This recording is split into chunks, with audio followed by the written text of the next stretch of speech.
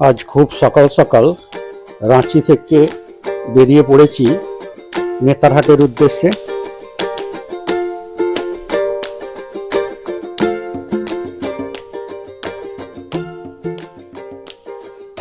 শহরের কোলাহলকে পেছনে ফেলে ধীরে ধীরে সবুজের দিকে এগিয়ে যাচ্ছি। রাঁচি থেকে নেতারহাটের এই যাত্রাটা যেন প্রকৃতির সঙ্গে একটা মিলেমিশে থাকা।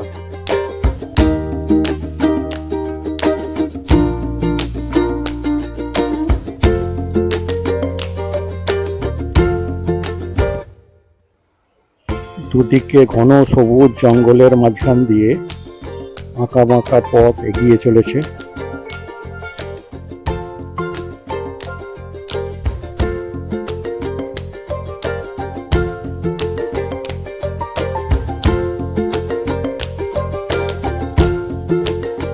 শাল, মহুয়া আর কত নাম না জানা গাছের জঙ্গলের মধ্যে দিয়ে আঁকা বাঁকা পথ দিয়ে এগিয়ে যাচ্ছি।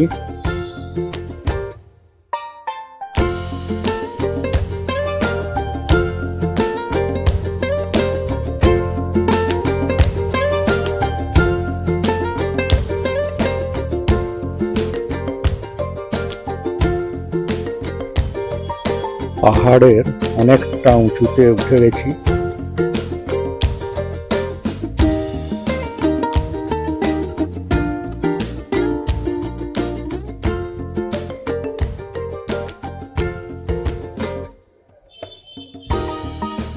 যত পাহাড়ের উপরে উঠছি তত একটা বাতাসের মধ্যে শীতলতা অনুভব করছি।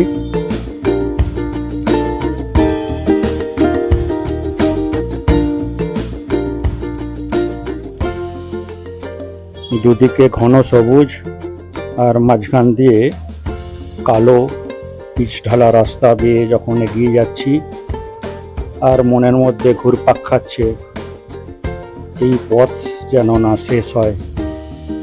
ভাবতে ভাবতে আমাদের ড্রাইভার ভাই বলে দিল আমরা রাঁচি থেকে প্রায় 156 কিলোমিটার পাড়ি দিয়ে এসে পৌঁছে গেছি আমাদের আগামী দুদিনের আস্তানা, ঝাড়খণ্ড গভর্নমেন্টের ফরেস্ট ডিপার্টমেন্টের রেস্ট হাউস, যেটা আগে থেকেই বুক করা ছিল আমাদের।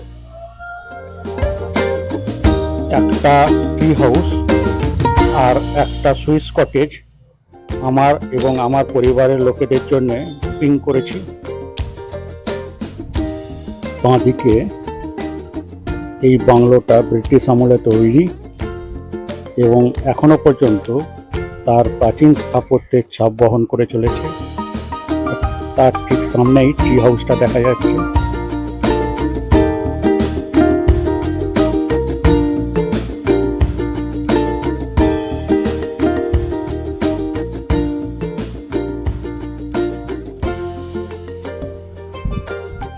পার্কিংয়ে গাড়ি লাগানোর পর গাড়ি থেকে মালপত্র নামিয়ে ক্যামেরা বার করে আস্তে আস্তে আমার মা আর ছেলে এসে ট্রি হাউসের দখল নিয়ে নিয়েছে।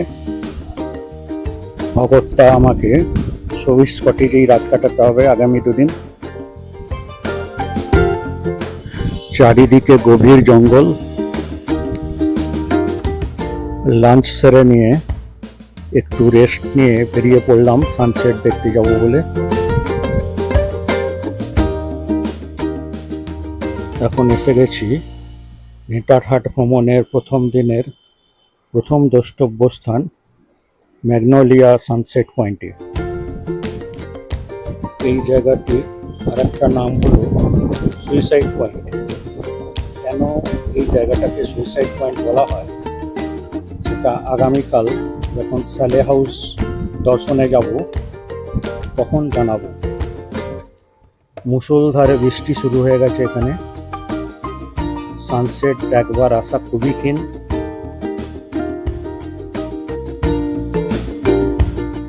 প্রায় 1 ঘন্টা অপেক্ষা করার পর সানসেট দেখতে না পেয়ে ফেরত চলে যাচ্ছে এখান থেকে।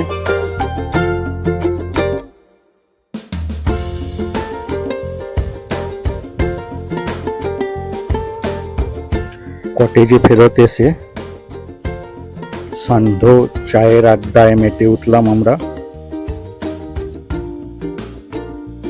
নেতারহাট ভ্রমণের দ্বিতীয় দিনে ব্রেকফাস্ট সেরে আমরা প্রথমেই চলে এসেছি আপার খাগড়ি ওয়াটারফলস দেখব বলে।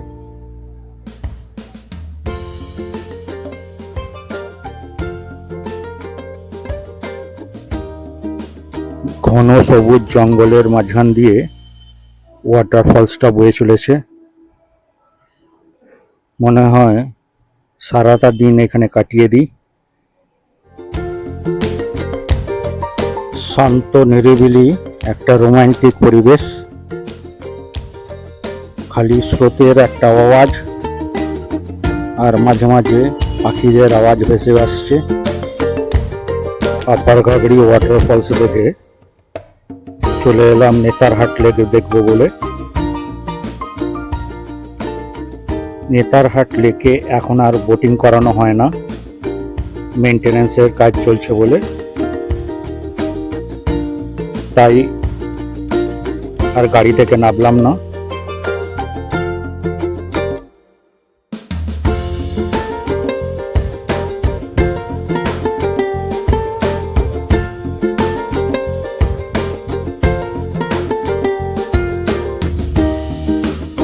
নেতারহাট লেক দেখে আমরা আমাদের কটেজে ফেরার রাস্তাটা ধরে এগিয়ে গিয়ে চলেছি কোয়েল ভিউ পয়েন্ট যাব বলে।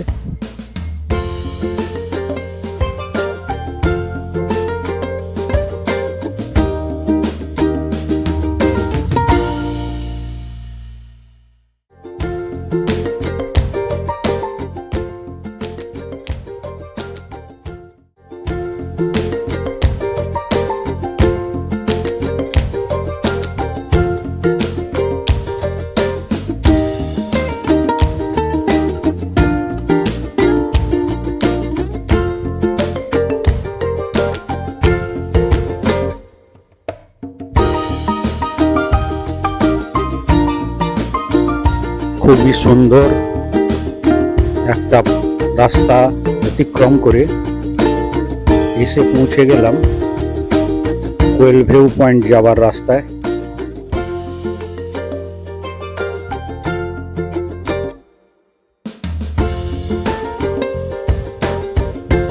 পাইন গাছের সারি অতিক্রম করে পৌঁছতে হবে কোয়েল ভিউ পয়েন্টে।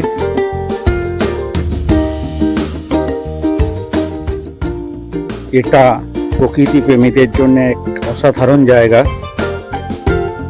এখান থেকে কোয়েল নদী দেখা যায়,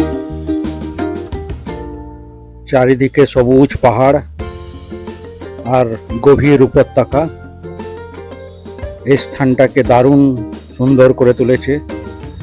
সেই দূরে কোয়েল নদীটাকে দেখতে পাওয়া যাচ্ছে।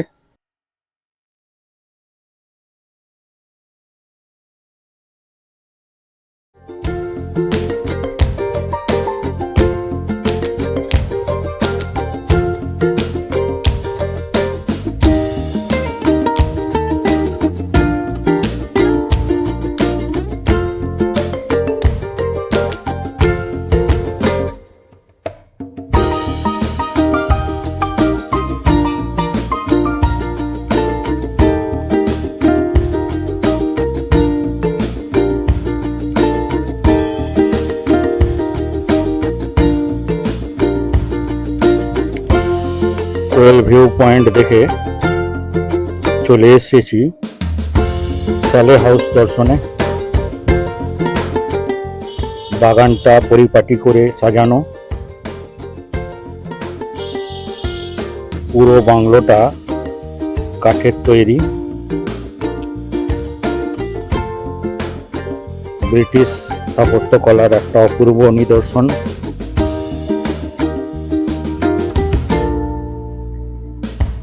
এই বাংলোটিতেই ম্যাগনোলিয়া বসবাস করতেন।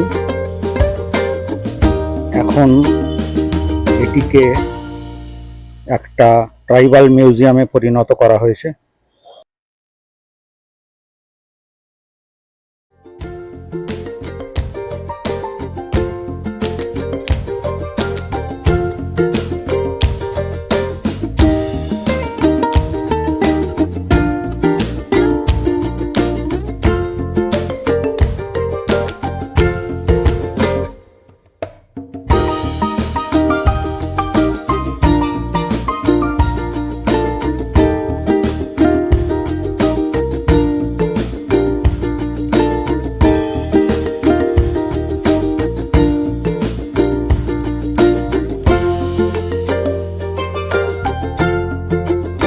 আজ জানাবো ম্যাগনোলিয়া সানসেট পয়েন্টকে কেন সুইসাইড পয়েন্ট বলা হয়। কথিত আছে এক ব্রিটিশ অফিসিয়ালের সুন্দরী কন্যা ছিলেন ম্যাগনোলিয়া। তিনি একটি মেষপালকের প্রেমে পড়েন। এই অসম প্রেম ম্যাগনোলিয়ার বাবা কিছুতেই মেনে নিতে পারেননি। সেই জন্যে একদিন সেই মেষপালকটিকে এই জায়গাতেই ফাঁসি দিয়ে হত্যা করেন এবং এইখানে ঝুলিয়ে রাখেন। ঝুলিয়ে রাখার কারণটা এইটাই, যাতে গ্রামবাসীরা দেখে এবং তা থেকে শিক্ষা নেয়, যাতে এই ধরনের প্রেম করার সাহস আর কারণ না হয়। এই দুঃখে ম্যাগনোলিয়া ঘোড়া ছুটিয়ে গিয়ে সানসেট পয়েন্ট থেকে গভীর খাদে ঘোড়াসুদ্ধু লাফিয়ে সুইসাইড করে। সেই থেকে সানসেট পয়েন্টটার নাম হয়ে যায় ম্যাগনোলিয়া সানসেট পয়েন্ট বা সুইসাইড পয়েন্ট।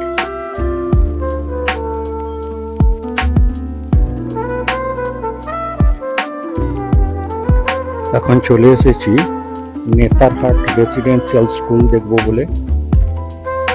1954 সালে স্কুলটি স্থাপিত হয়।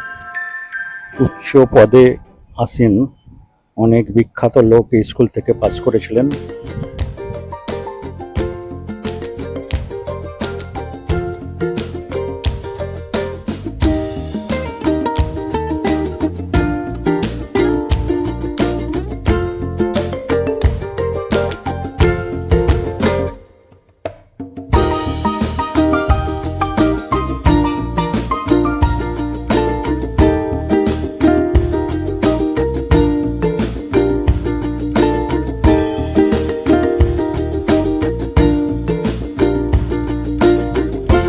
নেতারহাট রেসিডেন্সিয়াল স্কুল দেখার পর আমাদের নেতারহাটের দ্বিতীয় দিনের ভ্রমণ শেষ হয়ে গেল।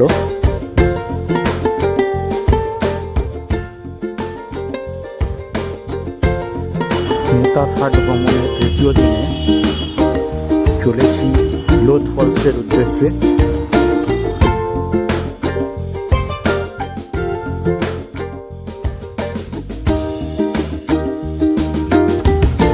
ফলসে যাওয়ার রাস্তাটা খুবই সুন্দর।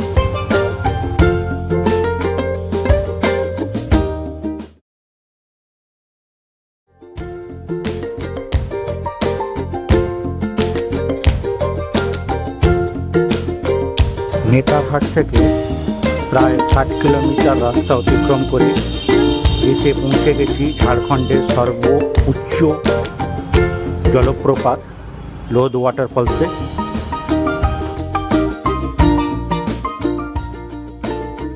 সেই দূরে ওয়াটারফলসটা দেখা যাচ্ছে, কাছে যাব।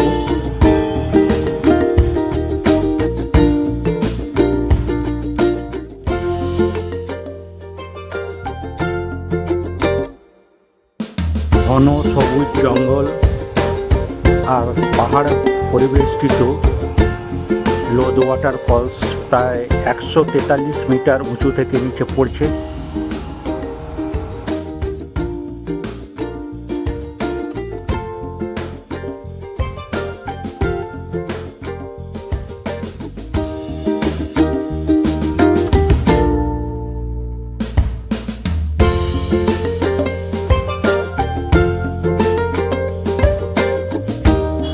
মনে হচ্ছে সারাটা দিনই এখানে কাটিয়ে দিই।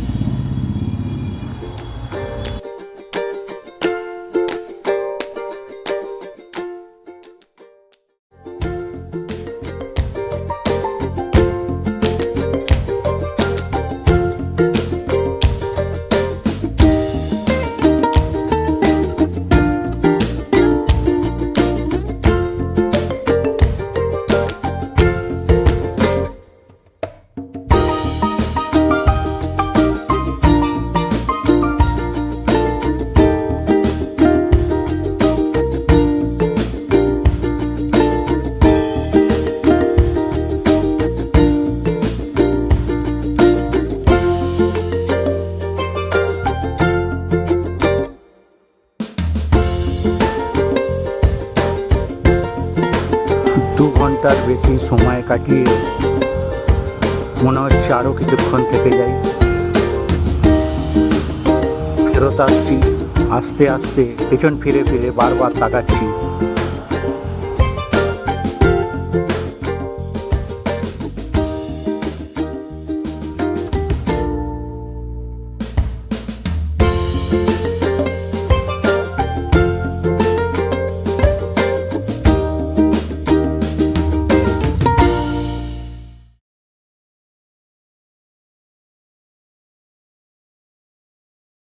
লোধ ওয়াটারফলস থেকে প্রায় 20 কিলোমিটার রাস্তা অতিক্রম করে পৌঁছে গেছি সুগ্গা বাঁধে।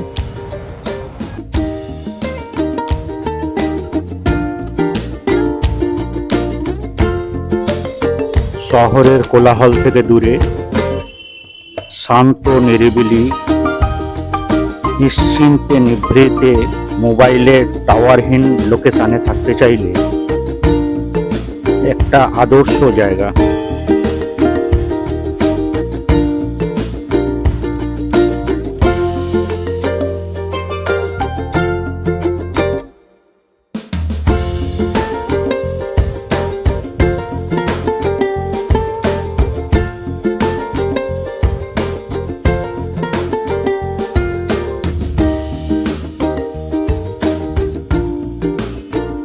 কি অসাধারণ চারিদিকের পরিবেশ।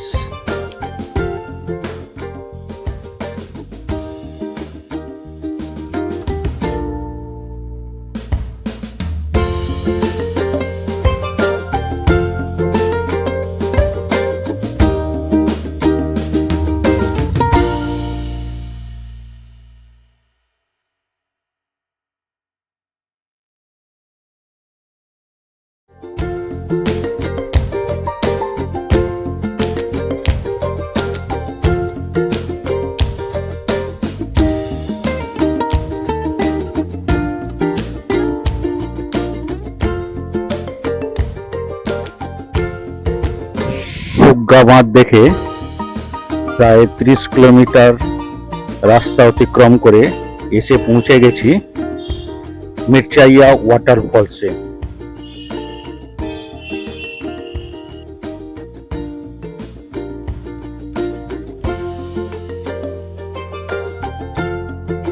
পাথরের ওপর দিয়ে একটা সুন্দর জলধারা বয়ে চলেছে।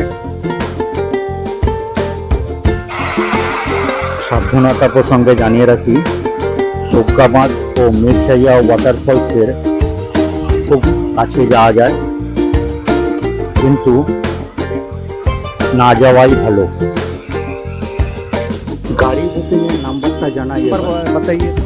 9304920525। এবার দেখে নেওয়া যাক খরচের হিসাবটা। রাঁচি টু রাঁচি 2 রাত্রি 3 দিন নেতারহাট ভ্রমণের খরচ কত? রাঁচি থেকে নেতারহাট যাওয়া ও আসা একজনের গাড়ি ভাড়া পড়ছে 1375 টাকা সেডানে। 2 রাত্রের হোটেল খরচ পড়ছে 1800 টাকা। 3 দিনের খাওয়া খরচা পড়ছে 1800 টাকা। 2 দিনের লোকাল সাইট সিনের গাড়ি ভাড়া পড়ছে 1500 টাকা। এন্ট্রি ফি ও অন্যান্য খরচও 500 টাকা ধরা হলো। টোটাল একজনের খরচা তাহলে পড়ছে 6975 টাকা। মির্চাইয়া ওয়াটারফলস দেখা শেষ হয়ে যাওয়ার পরেই আমাদের 2 রাত্রি 3 দিনের নেতারহাট ভ্রমণ এখানেই শেষ হলো। Bye bye the queen of Chotanagpur. এবার আসা যাক বোনাস টিপসের কথায়। মির্চাইয়া ওয়াটারফলস থেকে বেতলা ন্যাশনাল পার্কের মেন গেট মাত্র 35 কিলোমিটার দূর। মির্চাইয়া ওয়াটারফলস দেখে বেতলার উদ্দেশ্যে রওনা দেওয়াটাই একটা সঠিক ডিসিশন হবে, তাই রওনা দিলাম বেতলা ন্যাশনাল পার্কের উদ্দেশ্যে। আগামী পর্বে থাকবে বেতলা ভ্রমণ এবং কেচকি সঙ্গম, যেখানে প্রখ্যাত চিত্র পরিচালক সত্যজিৎ রায়ের ফিল্ম অরণ্যের দিন রাত্রির শুটিং হয়েছিল। সবাই ভালো থাকবেন, সুস্থ থাকবেন।